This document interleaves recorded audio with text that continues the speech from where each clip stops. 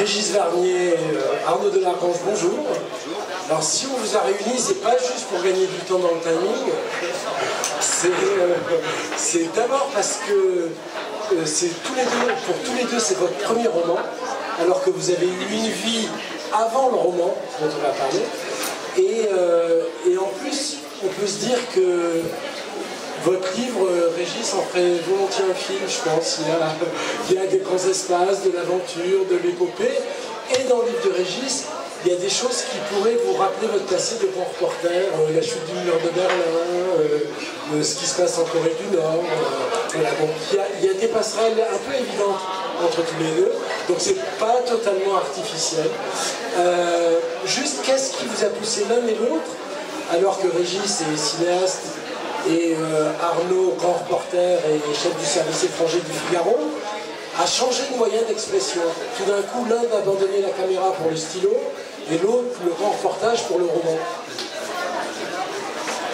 Bon, alors je commence. Oui, nous sommes deux bisus en fait. Alors c'est vrai qu'on est un peu, on n'est pas tous un peu âgés peut-être pour être des bisus, mais voilà, c'est des nouveaux romans. Il y a un autre clin d'œil en fait, c'est que je viens de terminer un deuxième roman, j'espère qu'il sera publié, et il se passe en Indochine, dans les années 50. Alors, Régis Varnier est l'homme de nombreux films, enfin vous connaissez tous Indochine, voilà. Non, pour répondre à cette question, en fait, moi ça faisait très longtemps que j'avais envie d'écrire un roman, ça faisait une quinzaine d'années, mais comme je suis un homme, donc je suis assez lâche d'une certaine manière, donc je fuis les problèmes, donc je n'osais pas m'y mettre, j'avais une notion très sacralisée. Et c'est vrai que j'ai été reporter donc, sur l'international, j'ai couvert les conflits pendant une dizaine d'années notamment, et quand on écrit sur le réel pendant 15 ans, tout à coup, passer dans le monde de la fiction, c'est quelque chose d'absolument fabuleux, certainement parce que ça a franchi de certaines contraintes, puisque là, on n'a plus à être bridé par les faits, et je pense que il y a à ce moment-là une espèce de libération, et je pense que la littérature, en tout cas pour moi, ce qui est intéressant, en tant que lecteur avant et maintenant en tant qu'auteur, c'est quand on peut créer un monde, l'animer, et je pense en plus que la littérature, au-delà des histoires qu'on raconte et qui j'espère sont plaisantes, permet de dire beaucoup de choses. Moi j'ai écrit avant des essais ou des récits de voyage, et je pense qu'il y a beaucoup de choses, notamment sur l'âme humaine, les contradictions et la complexité de l'âme humaine, qu'on peut faire passer par le roman, par la littérature, beaucoup mieux que finalement par l'analyse ou par une exploration plus rationnelle des faits. Régis, il parle vachement bien, Arnaud.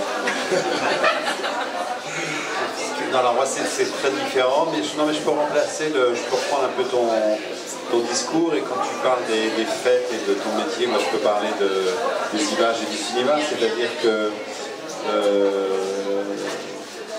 j'avais en tête une histoire, et donc je me suis rendu compte qu'elle était ample, qu'elle était large, qu'elle nécessitait de traverser le temps, de traverser les espaces, et qu'en faire un film serait certainement extrêmement difficile, que je serais forcément frustré parce que le film ne serait pas à la hauteur du rêve. Voilà. Je me suis dit, si tu veux aller au bout de ce rêve, il ne faut pas le filmer, il ne faut pas se retrouver confronté aux restrictions artistiques, aux restrictions économiques. Quand je dis restrictions artistiques, c'est rêver d'une actrice ou d'un acteur et savoir qu'il ne va pas être pris pendant 3 ans et donc déjà on va en prendre un autre. Ça veut dire pour une histoire qui se passe sur des décennies qu'il faut changer d'acteur plusieurs fois. Ça veut dire que restrictions économiques, que les producteurs vont vous dire cette scène elle est trop chère, etc. etc. Donc, et souvent même c'est en nous-mêmes, on est nos propres censeurs quand on écrit un film. C'est très difficile de parler avec le brouhaha, mais c'est vraiment très compliqué. Un peu de silence s'il vous plaît. Peut-être que celui-là est plus puissant, ce micro. J'ai l'impression que ce micro est plus puissant. Ce micro est plus puissant, mais un changement. Voilà, donc le cinéma que j'aime et que j'adore amène des frustrations de tout ce qu'on ne peut pas faire. Voilà. Alors que quand on écrit un livre, l'imagination est au pouvoir, et je peux écrire ce que je veux, je peux rentrer dans la tête des gens, je peux raconter leur passé, je peux faire une digression, voilà. Alors que le cinéma, Le scénario est un outil de travail avec lequel vous allez échanger avec un technicien, un acteur, un agent, un banquier éventuellement. Voilà. Et c'est un outil qui n'est pas fini, c'est un outil qu'on se passe et qui est la base d'un film. Là, j'espère avoir été au bout de cette histoire. Mais en fait, c'est pas très très loin ce que vous dites l'un l'autre, c'est-à-dire que tout d'un coup, il n'y a plus de contraintes. C'est-à-dire tout d'un coup, vous laissez aller à l'imagination. Et justement, est-ce que ça a changé quelque chose dans votre manière même d'écrire? C'est-à-dire, non seulement le style, bien sûr, puisqu'un style de scénario, c'est pas un style de roman. Et un grand reportage, c'est pas un roman non plus. Mais est-ce que vous, dans le maniement de la langue, vous avez senti que c'était différent? Vous y avez pris du plaisir? C'était plus difficile? Alors moi mon expérience, évidemment, puisque je suis journaliste donc, et reporter, donc moi j'espère que je racontais déjà des histoires. Moi ce que j'aimais dans ce métier, c'était prendre enfin ce que je continue à aimer, puisque je suis toujours journaliste, c'était prendre un crayon et un carnet, et puis aller voir, et raconter des histoires, et si possible par le biais humain. C'est-à-dire que même quand j'allais couvrir une guerre, que ce soit en Angola ou en Afghanistan ou ailleurs, essayer de trouver des personnages et raconter, en fait, essayer de faire comprendre des situations à travers des trajectoires humaines. C'est ce qui m'a toujours intéressé, c'est pas toujours ce qu'on peut faire. Voilà. Là, à partir du moment où je passais dans l'univers du roman, de la fiction, j'avais une petite difficulté, c'est qu'en fait, je ne voulais pas faire un roman de journaliste, si je puis dire. C'est-à-dire, je ne voulais pas faire... je sais pas, c'est difficile à dire, mais en gros faire un espèce de un article au long cours, c'est-à-dire un article qui fasse 200 pages ou 300 pages au lieu d'en faire quelques feuillets. Et donc c'est pour ça que à un moment je me suis posé la question, j'avais plusieurs idées de livres, et j'ai choisi, il se trouve que j'étais correspondant en Chine, j'ai habité en Chine pendant 5 ans, et mon histoire se passe pas mal en Chine, en Sibérie puis en Chine, mais dans les années 1920, car je me suis décalé, ça a été presque involontaire, mais c'était aussi un peu volontaire. Je me suis décalé d'un siècle, c'est-à-dire je me suis en fait épaulé sur le passé pour rompre avec les habitudes du présent. C'est-à-dire que je me suis dit qu'en écrivant une histoire qui se passait dans les années 1918-1920, ça serait plus facile pour moi d'avoir un style différent, de me démarquer de mon style journalistique, alors que si je décrivais une situation, je ne sais pas, quand j'ai couvert par exemple la guerre au Congo-Brazzaville ou en Afghanistan, une situation qui se passe dans les années 90 ou 2000, peut-être que ça aurait été plus facile, mais j'aurais été plus tenté d'avoir mon écriture journalistique. Voilà, donc c'est là-dessus que j'ai essayé d'avoir une rupture de style. Après, je pense qu'il y a des choses qui se retrouvent dans les descriptions. Moi, en tout cas, le reportage, je vois ça comme... Ce qui m'intéresse, c'est de regarder les gens, mais pas uniquement en haut, regarder à hauteur d'homme, regarder comment les gens mangent, comment ils s'embrassent, comment ils s'aiment, comment ils se tuent parfois. Bref, donc il y a une grande attention aux choses, aux détails, qui en fait, je pense, se retrouve dans le roman pour le coup. Je reviens sur les deux écritures, sur l'écriture du scénario et l'écriture d'un livre. L'écriture d'un scénario est très... ce qu'on appelle la didascalie, c'est-à-dire toute la narration, qui est le récit, qui n'est pas les dialogues, c'est très sec, c'est factuel, elle se lève, elle ouvre la porte, point, elle avance dans le couloir, cut, elle monte dans sa voiture, elle a l'air énervée, voilà, ça c'est un scénario, par exemple. Et on écrit au moins 60% de dialogue dans un scénario. Donc le travail d'un scénario, c'est qu'on soit seul ou à deux à écrire, on joue. On joue le dialogue de lui, on joue le dialogue d'elle, après on relit, on se dit est-ce que c'est juste, est-ce qu'on parle comme ça dans la vie? Enfin, c'est quelque chose de très particulier. Alors que l'écriture du roman, elle est, je reviens sur le mot liberté, et puis tout ce qu'on ne fait pas dans un scénario, c'est-à-dire l'introspection, l'intériorité des personnages, les fouiller, aller à la rencontre de leur esprit, de leur âme, de leur passé, de leurs sentiments. Je veux dire, ça c'est quelque chose qui moi, me séduisait énormément, parce que bon, j'étais un grand lecteur des romanciers du 19e, donc c'est un réel plaisir quoi, de pouvoir. Après, souvent j'écrivais trop, donc après je devais élaguer, mais en même temps, j'ai l'impression que sur l'écriture d'un roman, j'ai été amené beaucoup plus à trouver la sensation et le mot juste et les impressions justes que dans l'écriture d'un scénario où je suis beaucoup plus serré, rapide, et où j'essaie de donner à voir des images et des actions. Tandis que là, j'essaie d'être juste juste et je cherche les mots. Et puis si j'ai fait une page et demie dans la journée, je suis content. Alors que c'est... Mais j'ai l'impression que l'écriture d'un roman est beaucoup plus une apnée que l'écriture d'un scénario. Et d'un article, oui, aussi. Oui, d'un article aussi. Mais moi, ce qui m'a fasciné surtout, en fait, c'est que je me souviens de cette phrase qui m'avait frappé de Romain Gary un jour, à qui on demandait quelle était son intention quand il écrivait. Je ne sais pas, c'est pas mot pour mot, mais il avait répondu pour moi, l'écriture, enfin la littérature, le roman me permet de vivre d'autres vies que la mienne. Et moi, c'est vraiment ce que j'ai ressenti. Je pense que, paradoxalement, alors que je suis censé décrire le réel depuis pas mal d'années, mais peut-être aussi parce que j'en ai un peu assez, j'ai quelquefois un problème avec la réalité maintenant. Et là, tout à coup, vous, comme le disait d'ailleurs Régis, vous avez une liberté absolument totale. Et moi, j'ai eu l'impression, avec mes personnages, de vivre d'autres vies que la mienne. Même si, encore une fois, on ne projette pas forcément toute sa vie dans un roman, mais on y met aussi des choses. Et il y a cette espèce de monde que vous créez, et ça, c'est absolument fascinant, et j'avoue que ça donne un peu envie de continuer. Ouais. Oui, non, mais en deux mots, pour reprendre ce que disait Arnaud, j'avais par exemple en tête une scène qui est une scène clé d'ailleurs dans le livre, qui se passe le jour de la chute du mur de Berlin. Bon. Si j'écris un scénario, je n'écris pas cette scène. Je ne peux pas demander à un producteur, il me faudrait 3 km de mur, tagué s'il te plaît, côté ouest, pas tagué côté est, et puis 2 000 à 3 000 figurants, quoi. C'est impossible. Donc là, le producteur dira, t'es gentil, cette scène-là, on ne peut pas la faire raconter par un autre personnage du film, comme ça, qui arrive en courant en disant, vous savez ce qui se passe au mur? Je dis non.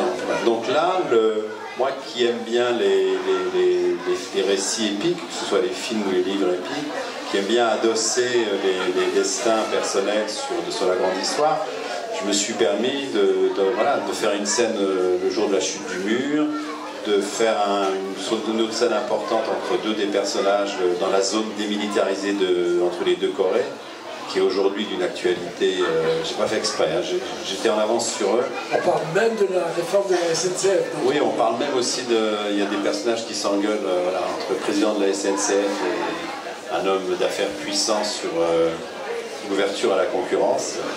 J'ai écrit ça avant. Voilà, donc toutes ces choses-là, le roman les permet. C'est des ouvertures, c'est des portes qui s'ouvrent tout le temps, alors que le cinéma, on s'en rend même plus compte, parce que j'aime beaucoup les films, c'est souvent des portes qui se ferment. Alors, c'est sans doute mon côté journaliste de cinéma qui forcément me détraque un peu, mais quand on lit le résumé de votre histoire, c'est-à-dire de cet officier qui part à la recherche d'un archéologue que l'ambition a poussé aux portes de la folie, on se dit tiens, ça me fait penser un peu à Conrad, ça me fait penser un peu à Apocalypse Now, mais c'est juste ça. Après le style, l'environnement et tout ça, est-ce que vous y avez pensé? Conrad faisait partie de vos écrivains préférés? Oui, alors là, ça me fait très plaisir que vous évoquiez Conrad, parce que c'est vrai que, alors en toute humilité, mais il fait partie dans mon panthéon d'écrivains. Conrad est très important pour moi, c'est un écrivain, je trouve, majeur. Et c'est vrai que dans la montée d'un homme vers un autre, en l'occurrence de mon héros, Verken, de ce jeune officier qui va quitter l'armée d'ailleurs, vers cet archéologue, évidemment que j'avais en tête, sans avoir... c'est juste une imprégnation au cœur des ténèbres, avec Marlowe qui remonte le fleuve Congo vers Kurtz, et ce personnage qui a sombré dans la folie, donc ce qui a inspiré en effet Apocalypse Now.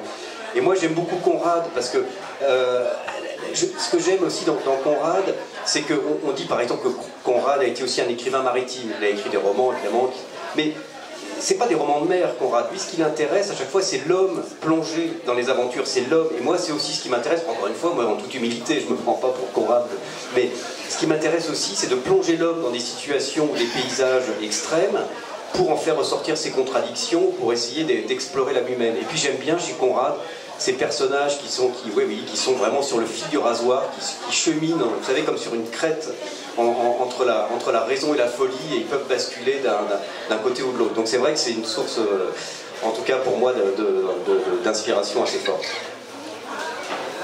Régis, vous, le cinéma vous inspire, ce qui est à peu près normal, puisque dans le livre, les personnages sont vraiment, non seulement ils aiment le cinéma, en tout cas trois quasiment des personnages principaux aiment le cinéma, mais c'est pas juste des références, on sent que le cinéma irrigue les personnages, par exemple l'héroïne qui se dit mais telle héroïne de film, comment elle ferait dans ma situation, qu'est-ce qu'elle ferait? Et ça, c'était un désir volontaire dès le début, ou ça fait partie de votre nature et c'est venu sur la plume naturellement? C'est un mélange nature-structure, inné, acquis. Non, c'est vrai que, en tout cas, si on prend le personnage de Mathilde, qui est une jeune femme de... C'est le prénom de la femme d'à côté. Hein, c'est le prénom de la femme d'à côté, dans le film, hein, pas dans la vie. Mathilde est une adolescente qui vient de la bonne bourgeoisie du nord de la France. Son père est dans l'industrie textile et je pense qu'on lui a prévu, on lui a tracé sa vie, c'est-à-dire une école de commerce. Après tu bosseras dans la boîte familiale et on va certainement trouver un jeune homme bien sous tout rapport dans la région et qui, si en plus, sera peut-être un associé de la famille, c'est parfait. Voilà. Et je dirais Mathilde est sauvée. Mathilde est sauvée de cette route par le cinéma, parce que ça c'est un peu comme moi, elle va au cinéma tout le temps et elle est en fait au départ séduite, de plus en plus bouleversée par les films qu'elle voit, par les personnages féminins qu'elle voit, par des femmes qui se battent, qui se débattent, qui gagnent leur dignité, qui gagnent leur indépendance, et je pense que c'est toute cette culture qu'elle acquiert qui lui donne un jour la force de dire mais on me trace une vie qui n'est pas la mienne, et elle saisit l'occasion d'une rencontre avec un inconnu pour casser le cadre dans lequel on l'a enfermé. Voilà. Si je dis cadre, voilà dans le cadre du cinéma. Et je pense qu'après, une fois qu'elle a pris cette décision vitale, il est évident que quand elle sera confrontée à des situations où elle est perdue ou en doute, elle se dit souvent mais telle femme que j'aime dans tel film, à ma place, qu'est-ce qu'elle fait? Et je vais faire comme elle. Et c'est vrai que moi ça m'arrive de faire ça. Mais sur des choses où tout d'un coup j'ai pas assez d'audace pas pour une rencontre, pour une démarche particulière, je me dis mais dans un film, mon personnage dans un film, il ferait ça. Alors vas-y, je vous le recommande parce que ça marche très souvent. Non mais c'est vrai, parce que c'est ça qu'on aime au cinéma, c'est que les Américains le résument dans l'expression bigger than life. C'est ça qu'on aime au cinéma, c'est que les gens font des choses, ils font des choses qu'on n'ose pas faire et eux ils le font, nous on est dans le fauteuil, on dit ah, ils ont raison. Et il y a une phrase très chic de Bazin qui dit pas autre chose, qui dit le cinéma, c'est dans le mépris, le cinéma substitue à nos regards un monde qui s'accorde à nos désirs. Voilà. C'est-à-dire que j'ose pas le faire, mais lui sur l'écran il le fait. Voilà. Et effectivement, c'est l'attitude de Mathilde dans le roman. Qu'est-ce que vous avez aimé le plus dans le roman? De la fabrication, l'invention, le fait d'y penser, le moment précis d'écriture? Moi, il y a eu une longue maturation, il y a eu pas mal de lectures aussi sur le contexte historique. J'ai aimé ce qu'a dit Régis tout à l'heure quand il dit qu'il aime quand les personnages sont appuyés sur la grande histoire. Moi, c'est mon cas, même si en fait, c'est pas du tout un roman historique. Enfin, en tout cas, il me semble qu'un roman historique, c'est quand l'histoire avec un petit H sert de prétexte à décrire la grande histoire. Moi, c'est plutôt l'inverse, c'est un arrière-plan, mais il y a quand même eu tout ça, et donc là, c'est intéressant de se plonger. J'ai aussi beaucoup voyagé dans ces régions parce que je pense que c'est peut-être une faiblesse de ma part, mais j'ai besoin de respirer la poussière que respirent mes personnages, de sentir le même soleil sur la tête. Enfin, j'ai besoin de voir tout ça. Donc, mais pardon, je vous interromps, vous avez voyagé dans l'idée d'écrire le livre ou c'était des souvenirs d'avant? Les deux. Les deux, c'est-à-dire j'avais des souvenirs d'avant et après je suis retourné sur les lieux. Donc toute cette phase-là, elle est intéressante parce qu'on a l'impression finalement déjà de rentrer dans un monde, dans un univers. Et après, l'écriture. Moi, c'était encore une fois, c'est un premier roman, donc je suis parti un peu sans méthode et donc il y avait un côté assez grisant. Je me demandais, la Régis parlait des dialogues, il y a beaucoup de dialogues dans un scénario. Moi, j'étais moins habitué à l'écriture de dialogue parce que dans un article de journal, on met quelquefois des dialogues, mais il y en a assez peu. C'est pas normalement le point fort. Donc je me disais, est-ce que je vais articuler les descriptions, les dialogues, enfin, et en fait tout ça se met, c'est un peu comme une montagne, quelquefois vous dites celle-là j'arriverai pas à la gravir, puis vous dites allez, vous attaquez la pente, et puis finalement bon gré, malgré, vous arrivez à la monter. Et moi, c'était un peu ça. Je me disais, le roman, j'y arriverai pas. Et puis finalement, ça se fait. Donc il y a ce processus-là. Et après, sans tomber évidemment dans le côté, vous avez le romancier qui dit, mais oui, j'ai été embarqué par mes personnages dans des endroits ou des choses que j'imaginais absolument pas. Ben, il se trouve que c'est quand même un peu vrai. C'est-à-dire qu'en fait, on commence. Moi, je suis pas un garçon très organisé, donc j'avais pas un plan très établi de toute manière. Mais on est embarqué dans des choses où on ne s'y attendait pas. Moi, au début, mon roman se passait uniquement en Chine, et après, j'ai découvert, en relisant des livres de Kessel, qu'il y avait eu un corps expéditionnaire français en Sibérie en 1918, dont Kessel a fait partie d'ailleurs, et du coup, j'ai franchi la frontière, tout le début de mon livre se passe en Sibérie, c'est absolument pas prévu, donc c'est ça qui est très agréable, c'est-à-dire qu'en fait, on est quand même, au début on a l'impression de maîtriser les choses, et puis quand même, elles vous échappent et vous vous laissez embarquer. Il me vole mon texte, c'est pas possible. Non, le plus agréable, le plus jouissif de l'écriture, c'est je sais pas si c'est flow, fluide, mais ça commence par FL. C'est cette liberté, c'est se laisser aller. Et c'est vrai que j'avais pas vraiment de plan. Alors moi j'avais un peu différent. J'ai commencé avec 2 personnages. Et je me suis dit, avant de raconter ce qui leur arrive, construis tes personnages. Donc ça, c'est un moment que je trouve très très très intéressant. C'est quand vous créez un personnage, puis vous lui... tous les détails ne seront pas dans le livre, mais moi j'ai besoin de les connaître. Alors j'ai besoin de savoir Mathilde, ce qu'elle aimait quand elle était môme, qu'est-ce qu'elle mangeait pas, si elle avait des copines, si elle était seule, si elle aimait les bouquins, si elle allait au cinéma. Enfin, j'ai besoin de construire tout ça, et puis après, ces références me serviront tout au long de l'écriture, parce que je me dis, ah non, ils ne peuvent pas faire ça, parce que c'est vrai que je les construis comme ça. Alors là où un moment, alors après je ne sais pas moi de savoir si c'est réussi ou pas, mais il y a un moment qui est très particulier dans l'écriture et qui tout d'un coup vous donne des ailes. Au départ ça vous freine, mais après ça vous donne des ailes. C'est que vous avez à un moment vaguement prévu quelque chose pour un personnage, et quand vous arrivez à ce moment-là, il ne veut pas le faire. Il ne veut plus. Mais parce que vous l'avez construit, vous lui avez fabriqué un passé, puis un temps présent, et puis un développement, et à un moment, il existe tellement que ce que vous avez prévu ne marche plus. Et il faut écouter le personnage qui a le moment de prendre le pouvoir. Moi, je ne vais pas raconter, mais un des 2 personnages, je lui avais prévu une fin tragique. Vraiment. Et à un moment, il m'a dit, comme Rita Hayworth dans La Dame de Shanghai, I don't want to die. Voilà. Mais vraiment, à un moment, je me suis dit, ah non, je peux pas ah non, je le garde, c'est pas possible. Il veut vivre et il a raison. Écoutez, on me fait signe que c'est déjà terminé, hélas. Donc, merci beaucoup. En tout cas, je vous recommande ces 2 livres très romanesques, l'un et l'autre, dans un style différent, mais vraiment très romanesque.